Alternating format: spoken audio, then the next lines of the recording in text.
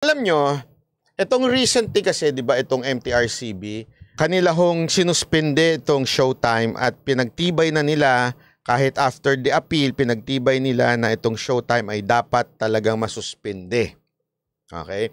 May nag-react na senator. Okay? Ito ho, si Senator Bong Revilla. Sabi niya nga, is hoping that President Marcos will step in to keep the noontime show, it's Showtime. Okay? Sabi niya nga dito, without getting into the merits of the case, sana na-consider ng MTRCB ang kapakanan ng mga maliliit na staff at crew nung show na wala namang kinalaman at kasalanan doon sa nangyari. Sila yung mga no work, no pay.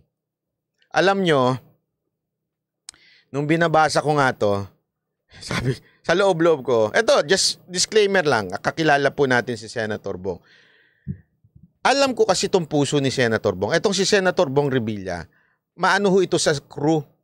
Mabait ho ito sa crew. As in, sobrang bait po nito sa crew. Sobrang matulungin ito sa crew. Kaya alam ko yung pinanggagalingan niya na sinasabi niya, nag-a-appeal siya. Sabi nga niya, hindi ko naman tinitingnan yung merit ng case ng MTRCB against Showtime. Okay? Pero, gayunpaman, kawawa naman yung mga no work, no pay. Sa loob-loob ko nga.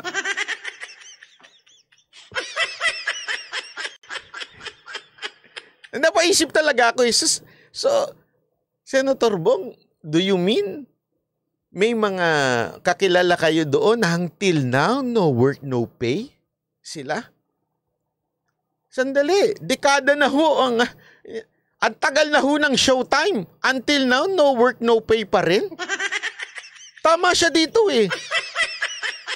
Kasi hindi naman, ulitin ko hindi naman niya pinaglalaban yung Showtime. Ang pinaglalaban niya, yung mga no work, no pay, sana daw nakonsidera ng MTRCB. Di ba? Sabi ko nga, so parang binuking ni Senator Bong Revilla yung Showtime dito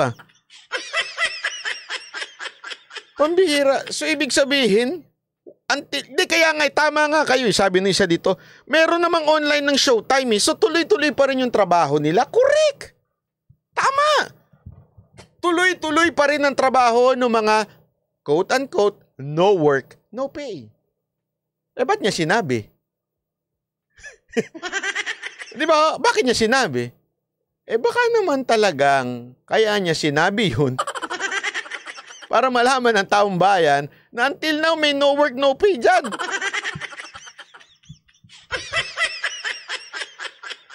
Kaya nga sinagot siya ng MTRCB. Ito, sagot ng MTRCB Natawa tuloy ako Ay nako, grabe. Tawan-tawa ako dito tata. The decision of MTRCB to suspend Showtime and the no work, no pay issue are two separate, distinct matters. The suspension, in fact, underscored the broader and more pressing matter of contractualization with the entertainment industry. The practice by the producer or management to not regularize their employees even when a show has been airing live for 6 days a week for over a decade highlights a much bigger problem than the show 12's airing day suspension.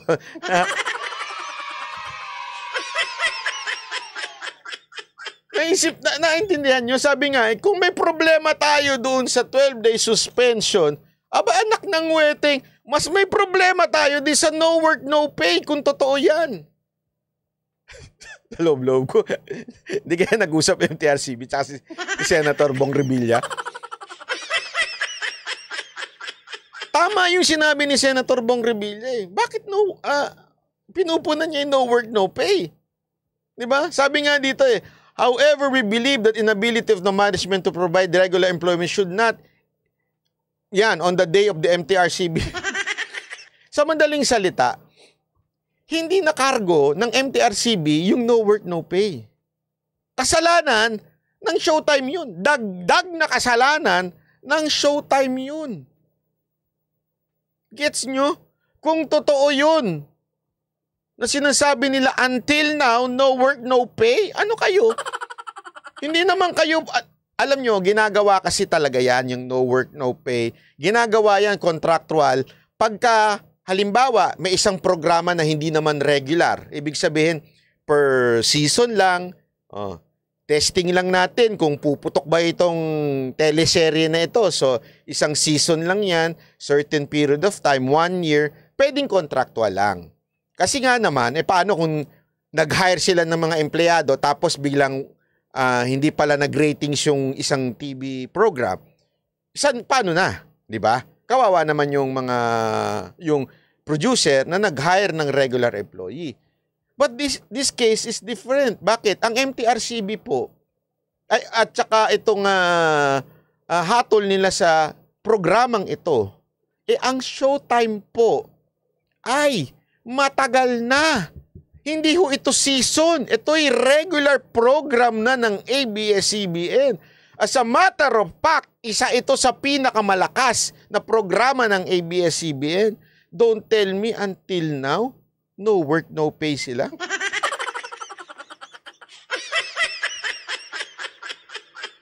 Kaya nga, alam nyo, kung sino man ang nagsulat nito at sabi, bored daw.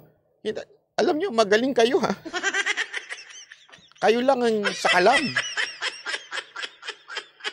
Kasi isipin nyo, namulat ngayon ang tao na until now, no work, no pay. Ang mga trabahante dyan sa showtime.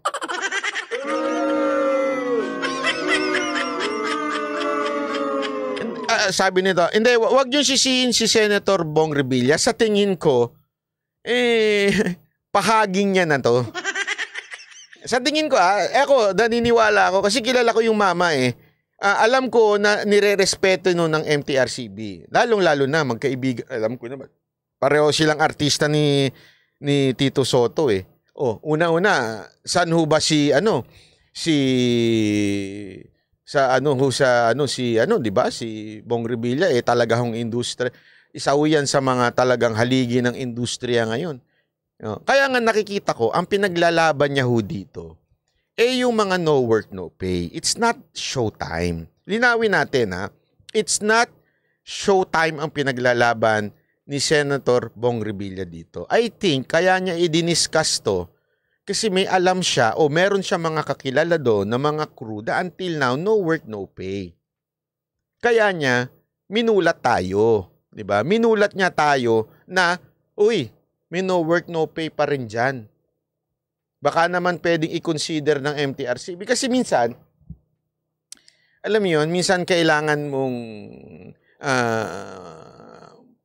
hindi mo naman i-directang sabihin, pero nasabi mo. Alam mo yun, kasi kung kukontrahin nila showtime, baka alam mo naman, di ba? Kailangan sa politika yan, hindi naman pwedeng basta kontra lang ng kontra. So, inalagaan din niya yun. Pero at the same time, nilaglag niya actually. Nilaglag niya yung showtime. Sinabi niyang no work, no pay yung mga ilang tao doon. Pero syempre, yung paglaglag niya, slight lang. Di ba? Parang sinabi niya, paano naman yung may mga no work, no pay dyan sa showtime? Kawawa naman. Ganun ba? Sabi naman ngayon dito ng MTRCB, ano? May no work, no pay dyan? Abay, mas malaki problema nyo. Tama nga naman yung MTRCB, di ba? Una-una, hindi kami dole. So, hindi na namin kasalanan kung no work, no pay yan. Pero at the same time, bakit ganun?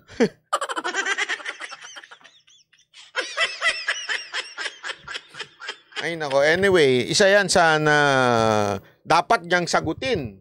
Sa tingin ko, dapat sagutin ng showtime ito na bakit may no work, no pay pa rin hanggang ngayon dyan. Kung totoo ang sinasabi ni Senator Bong Revilla. Bakit ganun? Nako po.